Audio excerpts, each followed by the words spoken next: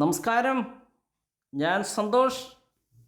ന്യൂ പാല ഹോംസിലേക്ക് എല്ലാവർക്കും സ്വാഗതം. കോട്ടയം ജില്ലയിൽ പാല എറണാകുളം റൂട്ടിൽ പാലായായിട്ട് അടുത്ത് വരുന്ന വീടാണ്. പാല ടൗണുമായിട്ട് മെയിൻ എറണാകുളം റൂട്ടാണ്. 2960 സ്ക്വയർ ഫീറ്റുള്ള 4 ബെഡ്റൂമാണ്. 4 ബെഡ്റൂം ബാത്ത് അറ്റാച്ച്ഡാണ്. പറ്റില്ലാത്ത കിണർ വെള്ളമുണ്ട്. ടൗൺഷിപ്പ് അടുത്തുണ്ട്. പാലായിലെ എല്ലാ സ്കൂൾ ബസ്സുകളും പാസ് ചെയ്യുന്ന മെയിൻ റോഡാണ്. ചാവറ സ്കൂൾ, വിൻസെൻ്റ്, കിണർ കാണാം. ഇനി നമുക്ക് ചുറ്റും ഒന്ന് കണ്ടിട്ട് വരാം. 10 സെൻറ്റിൽ 3000 സ്ക്വയർ ഫീറ്റ് ഇല്ല, 2960 സ്ക്വയർ ഫീറ്റ് ഉള്ളൂ. ചുറ്റുമതിൽ കെട്ടി തിരിച്ചിട്ടുണ്ട്. സിറ്റ് ഔട്ട്, കാർ പോർച്ച്, സ്വീകരണ മുറി, ഡൈനിങ് ഹാള്, കിച്ചണ, വർക്ക് ഏരിയ. താഴത്തെ നിലയിൽ 2 ബെഡ്റൂം അറ്റാച്ച്ഡ്, മുകളിലത്തെ നിലയിൽ 2 bedroom attached, home theatre, balcony, terrace. ഉടമ ചോദിക്കുന്ന വില 1,45,00,000 രൂപയാണ്. വില നെഗോഷ്യബിളാണ്. ലോൺ സൗകര്യം ഓക്കെയാണ്. ഇനി ബാങ്ക് ലോൺ അറേഞ്ച് ചെയ്ത് തരുന്നതാണ്. നല്ല വലുപ്പമുള്ള കാർ പോർച്ചാണ്. അതുപോലെ മെയിൻ എറണാകുളം പോകുന്ന ബസ് റൂട്ടാണ്. പാലാ ടൗണായിട്ട് വളരെ അടുത്താണ്. നമുക്ക് വീടിൻ്റെ അകത്തെ ദൃശ്യങ്ങളിലേക്ക് പോകാം. നമ്മുടെ ചാനൽ ന്യൂ പാല ഹോംസ്. ഞാൻ സന്തോഷ്. ലൈക്ക് ചെയ്യാനും സബ്സ്ക്രൈബ് ചെയ്യാനും മറക്കരുത്. മെയിൻ ഡോറ്, ജനൽപ്പാളി, ചുറ്റുമുള്ള ജനൽപ്പാളി എല്ലാം തെക്കും തടി കൊണ്ട് നിർമ്മിച്ചിരിക്കുന്നതാണ്. കട്ടള ആഞ്ഞിലിയാണ്. സ്വീകരണ മുറി ഫുള്ള് വർക്ക് ഫിനിഷ് ചെയ്തെടുക്കുന്നതാണ്. Interior work, fancy light, tube, fan, cupboard work, TV യൂണിറ്റുള്ള ഓപ്ഷൻ താഴെ കൊടുത്തിട്ടുണ്ട്. അതുകൂടാതെ ഹോം തിയേറ്റർ ഉണ്ട്. മുകളിലത്തെ നിലയിൽ ഹോം തിയേറ്റർ ഉണ്ട്. അവിടെ നമ്മൾ ഡൈനിങ് ഹാളിലേക്ക് പ്രവേശിച്ചു. പ്രെയർ യൂണിറ്റ് കൊടുത്തിട്ടുണ്ട്. ഇൻവേർട്ടർ വെക്കാനുള്ള പോയിൻ്റ് കൊടുത്തിട്ടുണ്ട്. ഡൈനിങ്ങിൻ്റെ വാഷ് ഏരിയ ആണ്. എല്ലാം ബ്രാൻഡഡ് മെറ്റീരിയൽസ് ഉപയോഗിച്ച് മാത്രം നിർമ്മിച്ചിരിക്കുന്ന നല്ലൊരു ക്വാളിറ്റിയുള്ള വീടാണ്. ഇനി നമുക്ക് അവിടുന്ന് കിച്ചണിലേക്ക് പോകാം. കിച്ചണ് വർക്ക് ഏരിയ ഉണ്ട്. കിച്ചണിൽ നല്ല സ്പേസസ് ഉണ്ട്. കോൺടാക്റ്റ് ചെയ്യാവുന്നതാണ്. 9745949447 ആണ് നമ്പർ വാട്സപ്പിൽ ലഭ്യമാണ്.